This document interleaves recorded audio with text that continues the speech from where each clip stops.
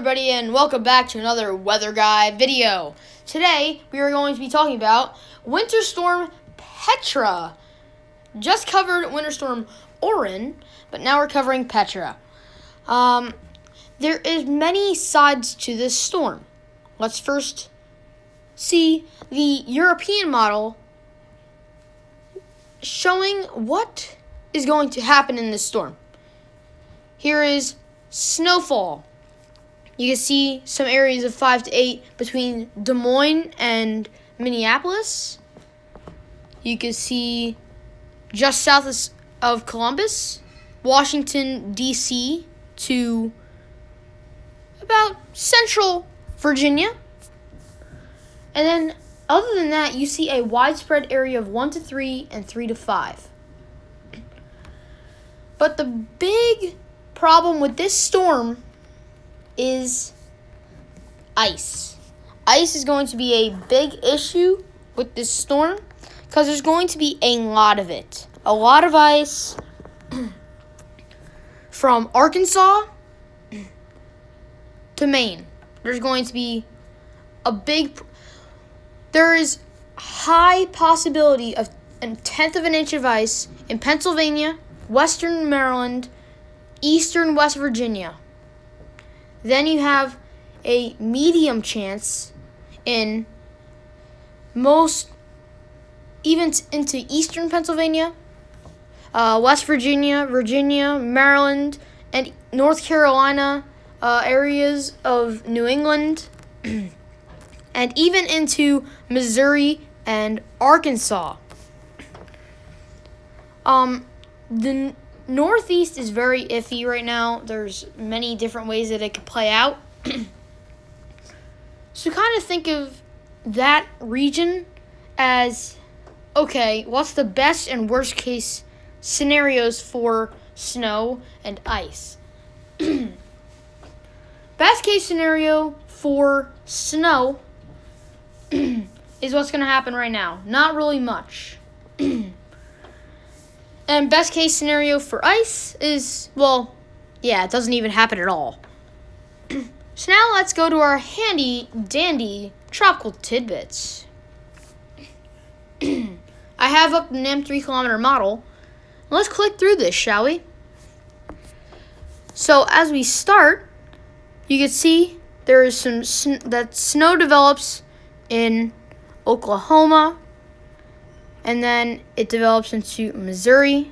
It's just this big blob of rain moving into colder areas. The mountains in North Carolina and West Virginia.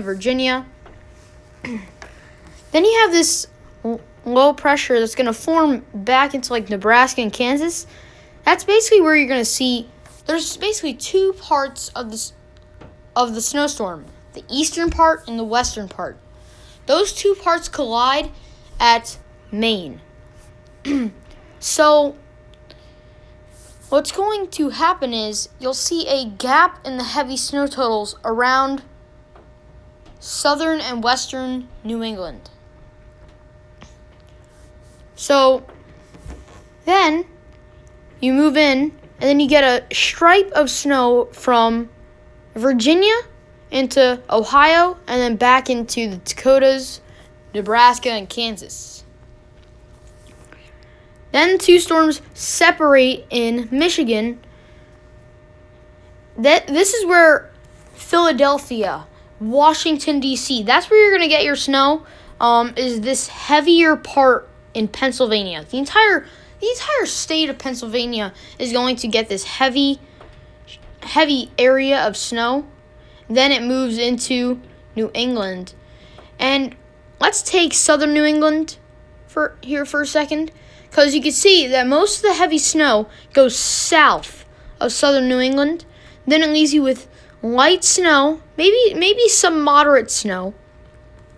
Then it switches over to sleet for a little bit, but mostly it's ice, then rain, and then behind it you get some colder temperatures. Which is really the problem. This is why it's so significant of a storm, because there's going to be a lot of icing. Now, if we track that ice, we can see that it's in Texas, Oklahoma, Arkansas, Missouri, North Carolina, Kentucky, but then mainly it's going to be in the Northeast, Pennsylvania, Maryland, Virginia, even New Jersey, and then most of southern New England. Then, as you can see at the end, the two storms will collide again in Maine. That's why Maine will get higher snow totals than southern New England, and southern New England won't get as much snow as like Pennsylvania and New Jersey. Speaking of snow totals,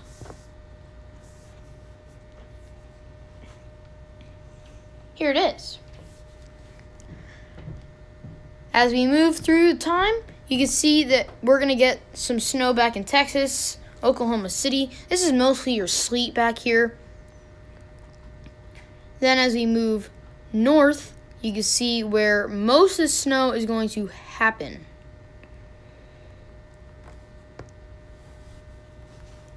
In Iowa, Minnesota, Ohio, most of Pennsylvania,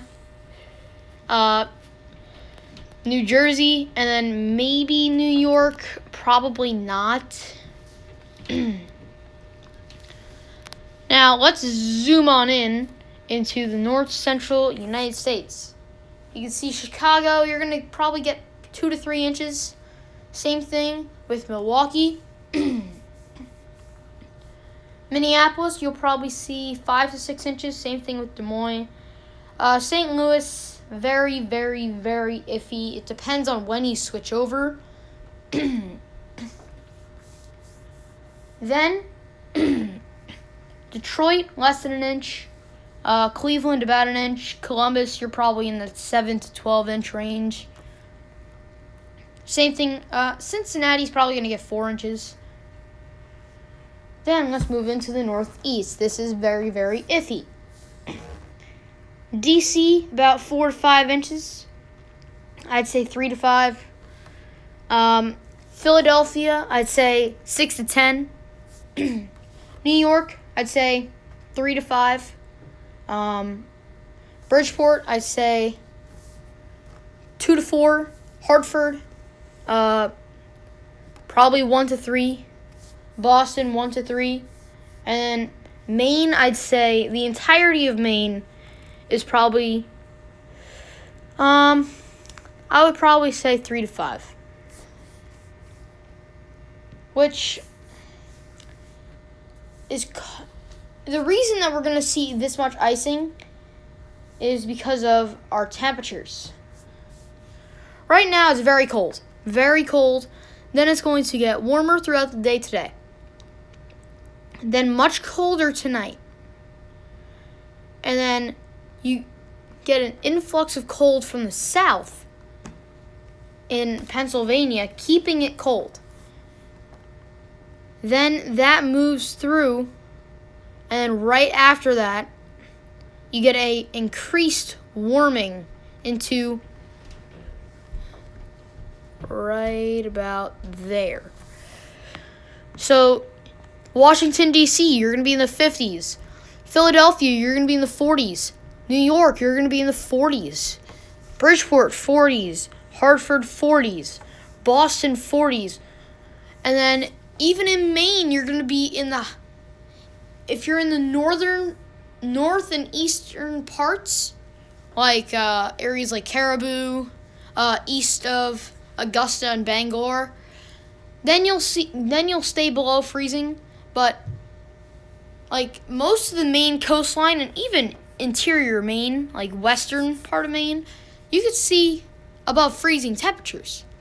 So everything that melts is then going to freeze that night because it is going to go down below freezing.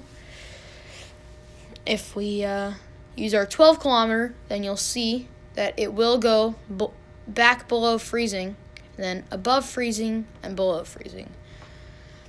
So even if you don't get any snow, like I'm talking about like Detroit, that area, whatever melts is going to freeze, and it's going to melt and freeze over and over and over again.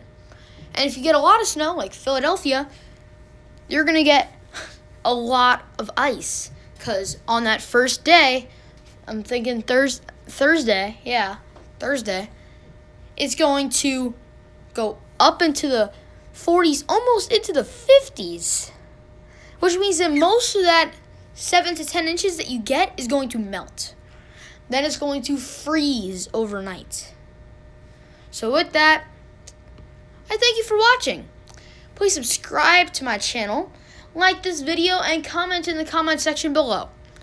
Also, we made it to 75 subscribers, and I am now running a logo design contest. If you follow me on Instagram, link in the description below. I take all my follower requests. Then DM me a picture of your logo design, and I will, really, just me. If I need help, I'll probably ask a few people. But I will pick the best 7 designs and put them into a competition with my new design that I put on Instagram a couple days ago. Then they will go through a 8 logo tournament, and whoever wins that, whatever design wins that, faces off against the current logo.